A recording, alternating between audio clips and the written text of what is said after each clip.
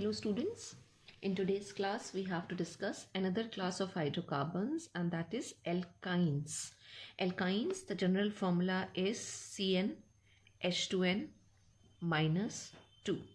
The first member of alkyne homologous series is acetylene. Acetylene is common name.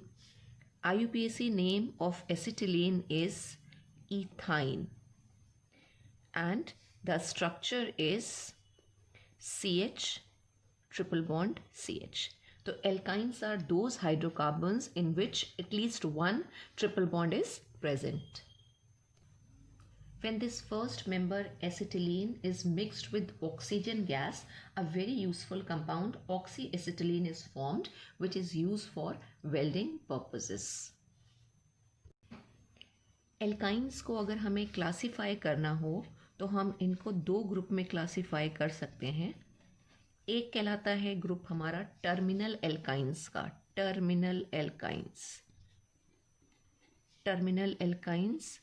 Terminal alkynes हमने पढ़ा था die halides में. तो terminal alkynes कौन सी alkynes हैं? जब ट्रिपल बॉन्ड जो एल्काइन में प्रेजेंट होता है वो बिल्कुल end of the chain present हो तो उसे हम बोलते हैं टर्मिनल एल्काइंस. टर्मिनल मतलब चेन के एंड की बात होती है जब, तो हम टर्मिनल वर्ड यूज़ करते हैं. जैसे कि अगर हम बट वन आइन की बात करें, बट वन आइन यानी कि 4 कार्बन होंगे और आइदर इस साइड में या फिर इस साइड में ट्रिपल बॉन्ड प्रेजेंट होगी, राइट. तो पूरा स्ट्रक्चर अगर हम हाइड्रोजन बना के लिखें तो कुछ ये स्ट्रक्चर आ रहा है. तो इसमें ट्रिपल बॉन्ड कहाँ पे प्रेजेंट है? बिल्कुल एंड पे प्रेजेंट है. तो ये एक टर्मिनल एल्काइन है. But one yne is terminal. इसी तरह अगर हम पेंट वन आइन लिखें तो पेंट वन आइन में ये 5 कार्बन आएंगे और इसमें भी फर्स्ट कार्बन, चाहे हम इसको फर्स्ट कार्बन कंसिडर करें और चाहे इस कार्बन को हम फर्स्ट कार्बन कंसिडर करें, ये एंड पे हमारा ट्रिपल बॉन्ड आ रहा है. तो इस तरह से जब ट्रिपल बॉन्ड बिल्कुल एंड पे प्रेजेंट होता है उसे हम बोलते हैं टर्मिनल एल्काइंस. तो दूसरा ग्रुप क्या हो सकता है? नॉन टर्मिनल एल्काइंस का हो सकता है. Non terminal alkynes just opposite of terminal alkynes होंगे. टर्मिनल एल्काइंस में पूरे स्ट्रक्चर के एंड पे ट्रिपल बॉन्ड आ रहा है, तो नॉन टर्मिनल में ये बीच में प्रेजेंट होगा. यानी कि जब ट्रिपल बॉन्ड जो है with in the chain present हो तो हम उन्हें बोलते हैं non terminal alkynes. But one yne terminal alkyne का एग्जाम्पल है. तो but two yne terminal alkyne का एग्जाम्पल होगा. ये सेकेंड कार्बन है, इसके साथ ये ट्रिपल बॉन्ड आ गई, एक कार्बन इधर और फिर ये CH3. तो ये स्ट्रक्चर किसका आ रहा है? But two yne. ये क्या हो गई? हमारी एक नॉन टर्मिनल एल्काइन हो गई. सेम वे अगर हम पेन टू आइन का स्ट्रक्चर बनाएं तो उसमें भी ट्रिपल बॉन्ड जो है वो चेन के बीच में आएगी. तो ऐसे एल्काइंस को हम बोलते हैं नॉन टर्मिनल एल्काइंस. अब अगर हम एल्काइंस की रिएक्टिविटी को एल्कीन्स के साथ कंपेयर करें तो एल्काइंस में जब हम बात करते हैं एल्काइन इज दिस, अगर हम बिल्कुल बेसिक लेके चलें, ये राइट एसिटिलीन या इथाइन का स्ट्रक्चर है. ट्रिपल बॉन्ड प्रेजेंट है और ट्रिपल बॉन्ड में हमें पता है 1 सिग्मा होती है, एक सिग्मा बॉन्ड प्रेजेंट होती है, 1 sigma and 2 pi, 2 pi bond present है. और इसमें जो कार्बन होगा, carbon, each carbon of this, each carbon is sp hybridise का, sp हाइब्रिडाइज्ड. अब जब हम sp हाइब्रिडाइज बोल रहे हैं तो इसमें s और p कैरेक्टर अगर हम निकालें तो s कैरेक्टर 50% और p कैरेक्टर 50% आएगा. यानी जब हम s कैरेक्टर को कंपेयर करते हैं एल्केन्स में, एल्कीन्स और एल्काइंस, एल्केन्स में जो कार्बन है वो sp3 हाइब्रिडाइज होता है, एल्कीन्स में sp2 और एल्काइंस में sp. तो इसमें s कैरेक्टर कितना होगा? इसमें s कैरेक्टर होगा 25%. इसमें s कैरेक्टर कितना आएगा? एक s और 2 p ऑर्बिटल हैं, तो 100 को अगर हम 3 से डिवाइड करें तो अप्रॉक्स हम कह सकते हैं 33.3% या 33% आएगा इसमें s कैरेक्टर. और जब हम sp की बात करेंगे तो 2 ही ऑर्बिटल हैं, 50% इसमें s कैरेक्टर हो जाएगा. ये हम s कैरेक्टर निकाल रहे हैं, s कैरेक्टर. और एस कैरेक्टर क्या डिसाइड करता है? एस कैरेक्टर डिसाइड करता है कि कितना एसिडिक होगा पर्टिकुलर कंपाउंड हमारा, उसकी इलेक्ट्रोनेगेटिविटी के बेसिस पे. तो एल्काइंस जो होती हैं, एल्काइंस में एस कैरेक्टर सबसे ज़्यादा होता है, जिसकी वजह से एल्काइंस जो होती हैं वो मोस्ट एसिडिक इन नेचर होती हैं. तो जब हम एसिडिक नेचर के हिसाब से कंपेयर करते हैं एसिडिक नेचर, तो जो एल्काइंस हैं उनका एसिडिक नेचर सबसे ज़्यादा होगा, will be most acidic. Then हमारे एल्कीन्स आएंगे और सबसे कम एसिडिक जो है वो होते हैं एल्केन्स। तो हम रिएक्टिविटी की बात कर रहे थे, एस कैरेक्टर सबसे ज़्यादा एल्काइंस में है, इलेक्ट्रोनेगेटिविटी भी सबसे ज़्यादा होगी, जिसकी वजह से जो पाई इलेक्ट्रॉन होंगे एल्काइंस में वो बहुत ही टाइटली अटैच्ड होंगे टू द कार्बन एटम, और जिसकी वजह से क्या होगा, जो रिएक्टिविटी है एल्काइंस की वो एल्केन्स के कंपैरेटिवली कम आएगी, राइट। और एसिडिक नेचर जो है वो सबसे ज़्यादा एल्काइंस का आएगा। तो एल्काइंस में हम ये भी पढ़ेंगे कि एल्काइंस जो हैं वो सॉल्ट का फॉर्मेशन करते हैं, सॉल्ट का फॉर्मेशन करेंगे। हम कुछ रिएक्शंस ऐसे देखेंगे, जैसे जब सॉल्ट फॉर्मेशन की हम बात करते हैं तो वो एसिड और एक बेस के बीच में जब रिएक्शन होती है, न्यूट्रलाइजेशन रिएक्शन, तो सॉल्ट बनता है। वैसे यहाँ पे एल्काइंस के साथ भी हम देखेंगे कि सॉल्ट का फॉर्मेशन हो रहा है रिएक्शन में, और एसिटिलीन के साथ हम उन रिएक्शंस को डिस्कस करेंगे। एल्काइंस को अगर हमें प्रिपेयर करना हो तो हम एल्काइंस को कैसे प्रिपेयर कर सकते हैं, क्या मेथड है। तो एल्काइन की प्रिपरेशन जो है वो हम एसिटिलीन का एग्जाम्पल लेके चलेंगे। एसिटिलीन अगेन पहला मेंबर है एल्काइन होमोलॉगस सीरीज का। अगर हमें उसको प्रिपेयर करना हो तो हम किस तरह से प्रिपेयर कर सकते हैं, तो हमने कहा एक मेथड हमारे पास है डीहाइड्रोहेलोजिनेशन ऑफ डाई हेलाइड्स। मतलब अगर हमारे पास कुछ ऐसे कंपाउंड्स हैं जो डाई हेलाइड्स हैं, मतलब उसमें 2 हेलोजन एटम्स लगे होंगे, उनका डीहाइड्रोहेलोजिनेशन करके। डीहाइड्रोहेलोजिनेशन का मतलब क्या है कि हाइड्रोजन और हेलोजन एटम को रिमूव करके हम एल्काइंस प्रिपेयर कर सकते हैं, या फिर एसिटिलीन के थ्रू हम देखेंगे कि क्या रिएक्शन आ रही है, कैसे एसिटिलीन प्रिपेयर हो रही है।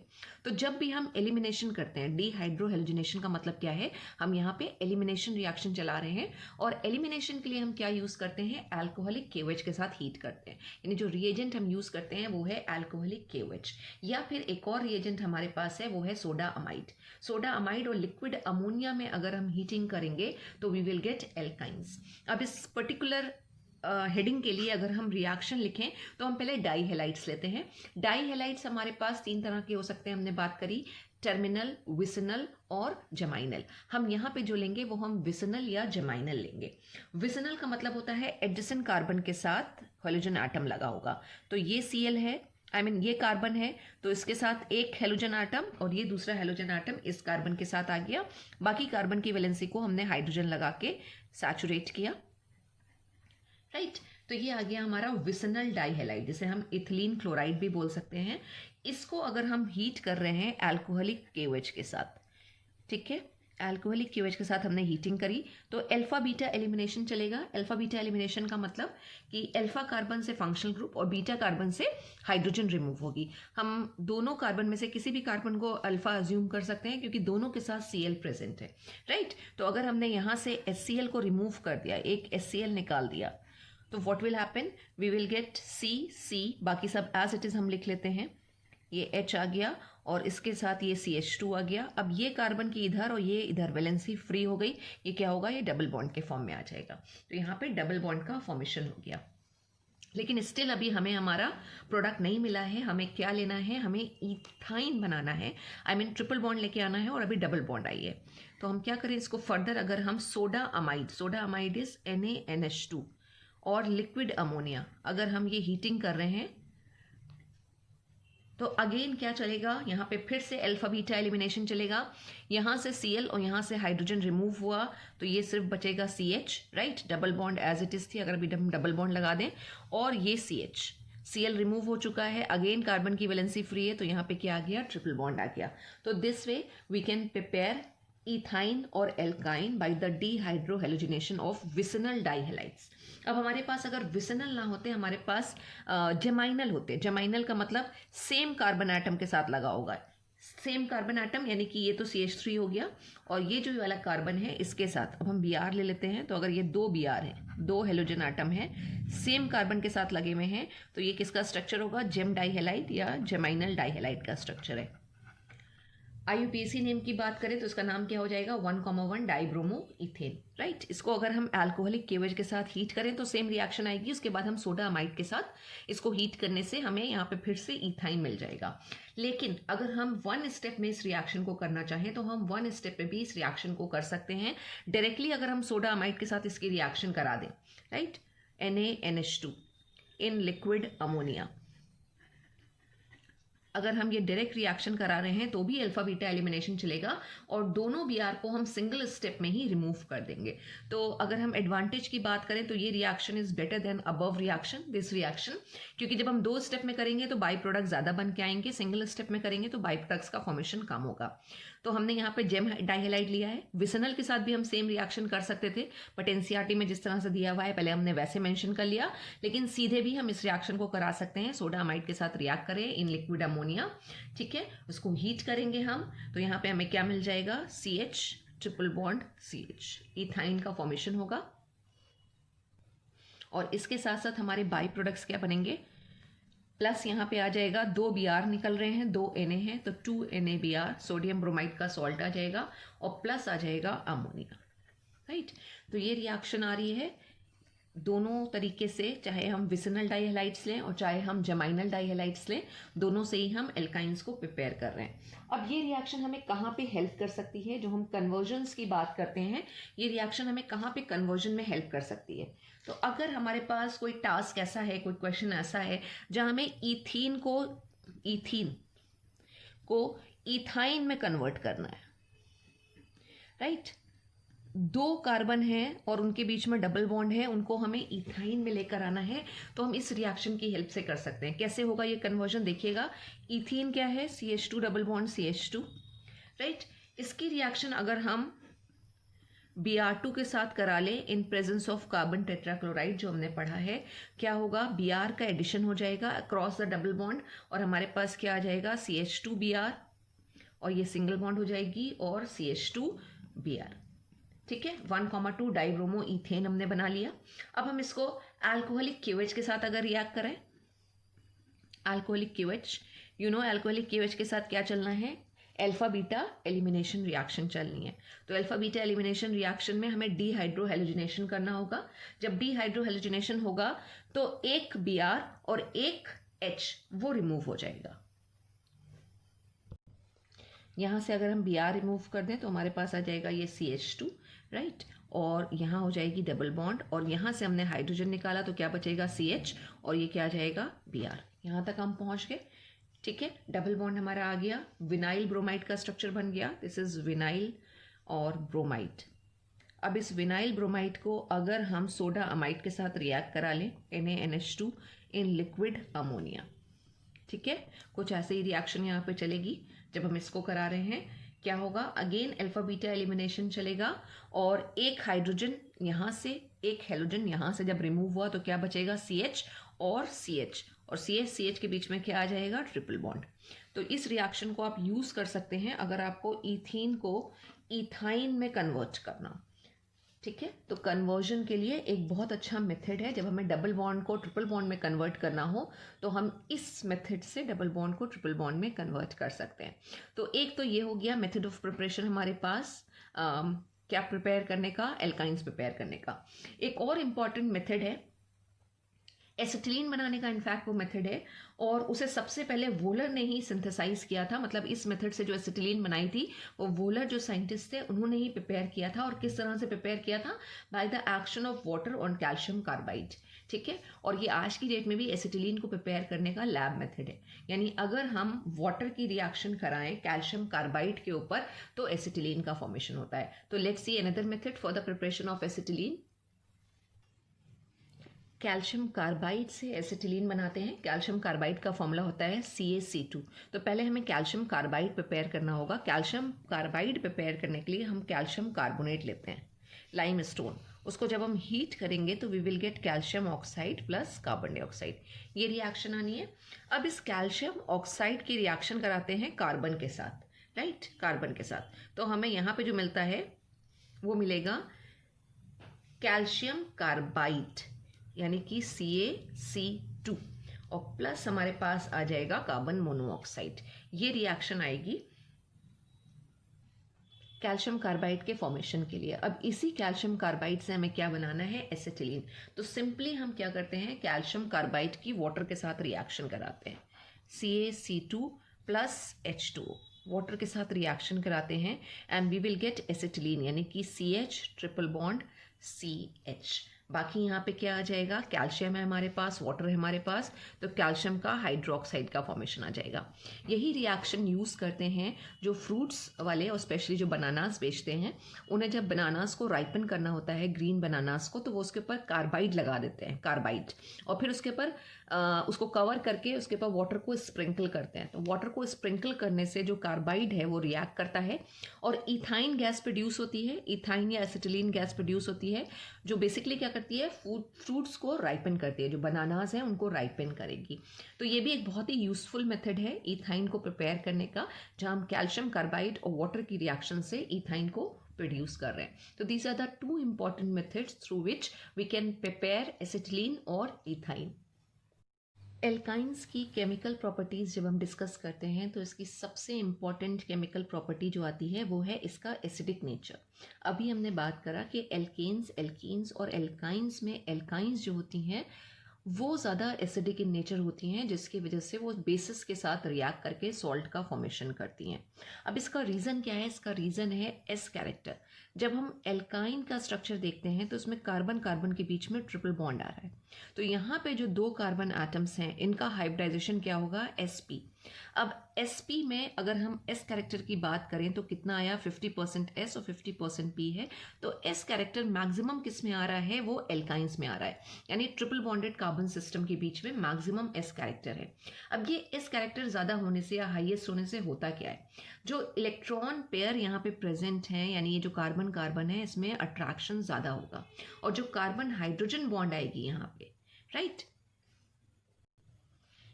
इसमें भी जो कार्बन और हाइड्रोजन के बीच में इलेक्ट्रॉन्स बन रहे हैं, जो बॉन्ड है इसमें इलेक्ट्रॉन्स का इन्वॉल्वमेंट है, ये भी स्ट्रांगली किधर अट्रैक्ट हो जाएंगे? कार्बन की तरफ। क्यों? क्योंकि यहाँ पे एस कैरेक्टर मैक्सिमम है, इलेक्ट्रोनेगेटिविटी ज़्यादा है, राइट। तो जब ये भी इलेक्ट्रॉन पेयर कार्बन की तरफ अट्रैक्ट हो जाएगा तो ट्रिपल बॉन्डेड कार्बन के साथ जो हाइड्रोजन अटैच थे वो एसिडिक कहलाएंगे। एसिडिक मतलब अब यहाँ से आसानी से ये जो H है ये प्रोटॉन के फॉर्म में निकल जाएगा। ये इलेक्ट्रॉन पेयर अगर इधर शिफ्ट हो गए तो हाइड्रोजन कैसे निकलेगा?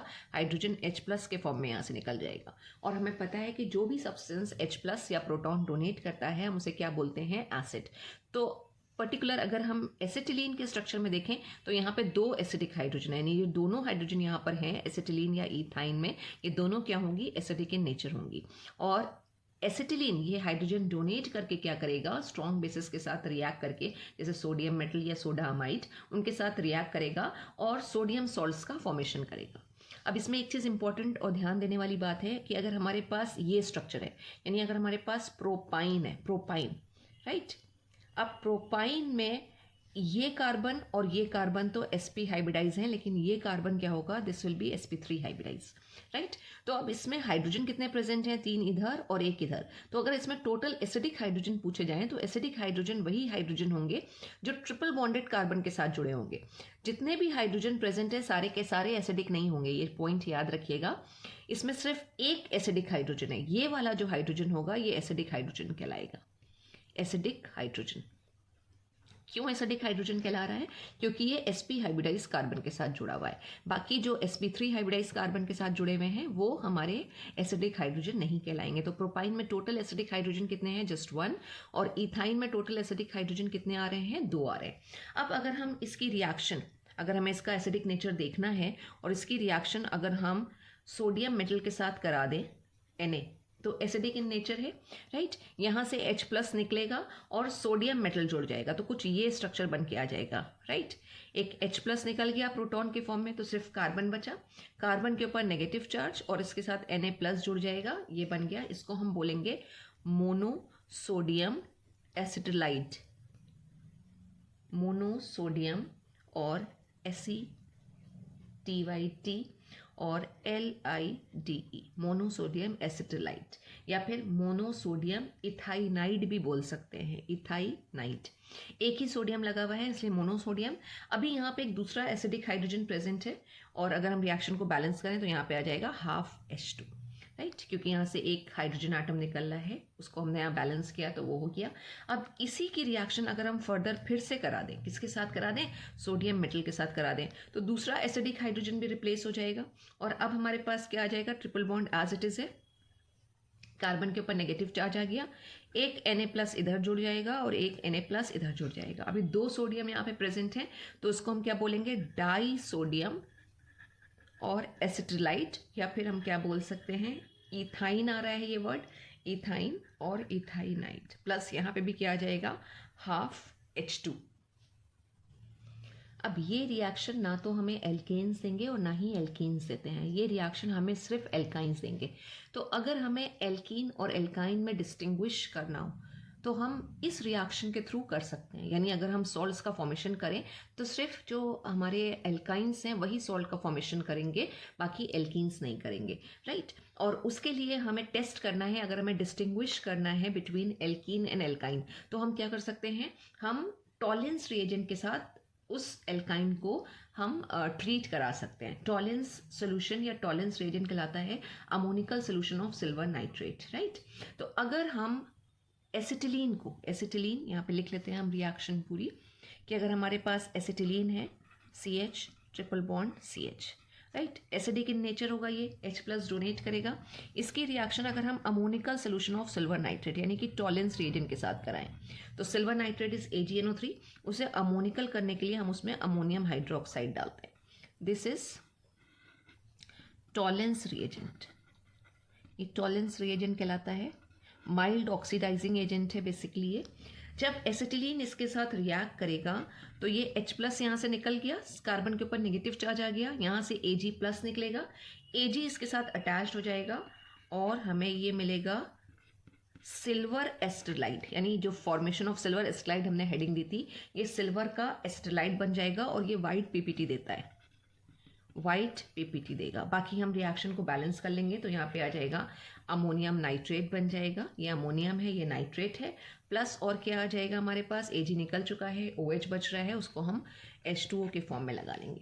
तो अगर आपके पास कोई एक ऐसा क्वेश्चन है जहाँ आपसे कहा जाए कि आपको ईथीन और इथाइन में डिस्टिंग्विश करना है, यानी एक डबल बॉन्डेड है एक ट्रिपल बॉन्डेड है, तो हमें पता है इथीन्स जो है वो टॉलेंस के साथ नेगेटिव टेस्ट देंगी, वो टॉलेंस के साथ रिएक्ट नहीं करेंगी, वाइट PPT का फॉर्मेशन नहीं होगा। लेकिन जो हमारे एल्काइंस हैं वो क्या करते हैं, टॉलेंस रिएजेंट के साथ टेस्ट देते हैं, वाइट प्रेसिपिटेट का फॉर्मेशन होता है और वो सिल्वर एस्टरलाइट सॉल्ट्स का फॉर्मेशन करते हैं। तो this reaction is very helpful to distinguish between alkenes and alkynes. तो ये एक हमने यहाँ पे एल्काइन की केमिकल प्रॉपर्टी डिस्कस कर ली, जो एल्काइन की बहुत ही इंपॉर्टेंट प्रॉपर्टी है, the acidic nature of alkynes. Thank you so much students.